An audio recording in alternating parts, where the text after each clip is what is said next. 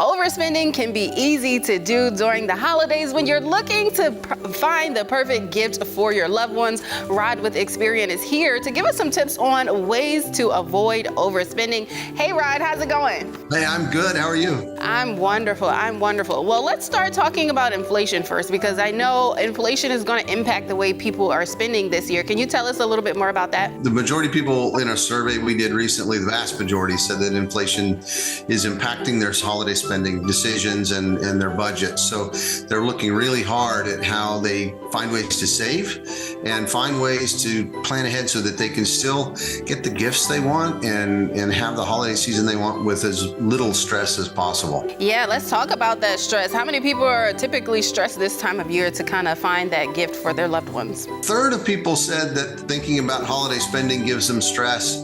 I think the other 2/3 are in denial. I think it's probably almost everybody at some point. We want to get the gifts that we know will make our friends and families and loved ones happy, and that tempts us to overspend.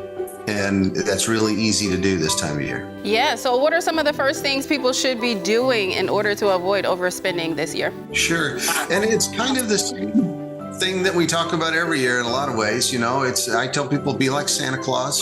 Make a list, check it twice. Don't go quite as literally as I am. I'm getting a lot more white hair and more round in the middle. Don't have to necessarily do that, but make sure that you have a budget or spending plan, if you'd rather call it that. Know where you're going to spend and make that list, take it with you so that when you see those sale signs, people tell us it really can tempt you to spend more and usually on others more than themselves. So make sure you have that list, check it. That'll help you stay on track and resist some of that temptation. Yeah, do you have an idea of how much people are expected to spend this year? Yeah, I'm not sure that typically, $1,000 or more in many cases. It's a fairly high number. And so, finding ways to save, especially if you're going to use credit. And just about half told us that they're going to use credit to make their purchases this year. 51% said they'd use cash. I think there's probably overlap. We'll probably use some credit, some cash.